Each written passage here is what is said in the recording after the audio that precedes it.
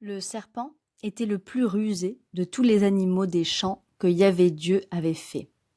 Il dit à la femme, « Alors, Dieu a dit, vous ne mangerez pas de tous les arbres du jardin ?»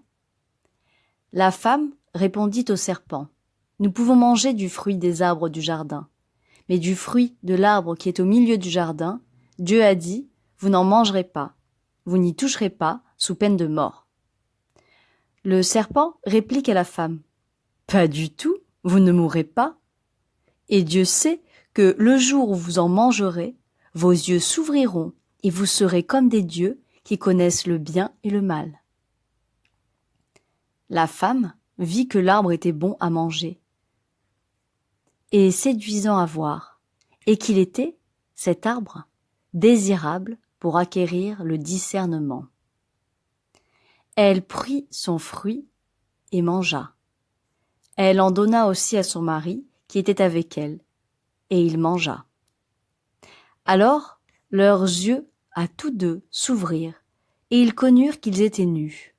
Ils cousirent des feuilles de figuier et se firent des pagnes. Ils entendirent le pas de Yahvé Dieu qui se promenait dans le jardin à la brise du jour. Et l'homme et sa femme se cachèrent devant Yahvé Dieu parmi les arbres du jardin. Yahvé Dieu appela l'homme. « Où es-tu » dit-il. « J'ai entendu ton pas dans le jardin, répondit l'homme. J'ai eu peur et je me suis caché. » Il reprit. « Et qui t'a appris que tu étais nu ? Tu as donc mangé de l'arbre dont je t'avais défendu de manger ?» L'homme répondit. « C'est la femme que tu as mise auprès de moi qui m'a donné de l'arbre et j'ai mangé. » Yahvé Dieu dit à la femme. « Qu'as-tu fait là ?» Et la femme répondit. « C'est le serpent qui m'a séduite et j'ai mangé. » Alors Yahvé dit au serpent. « Parce que tu as fait cela, maudit sois-tu entre tous les bestiaux et toutes les bêtes sauvages. Tu marcheras sur ton ventre et tu mangeras de la terre tous les jours de ta vie. Je mettrai une hostilité entre toi et la femme et entre ton lignage et le sien.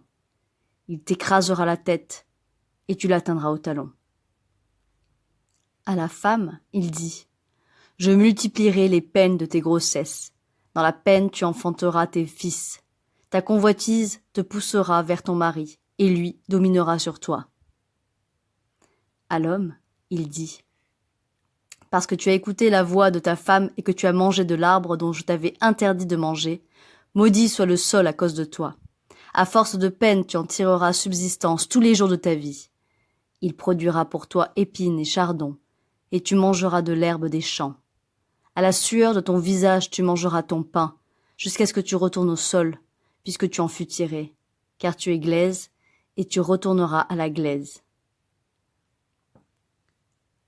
Extrait de la Bible, le péché originel.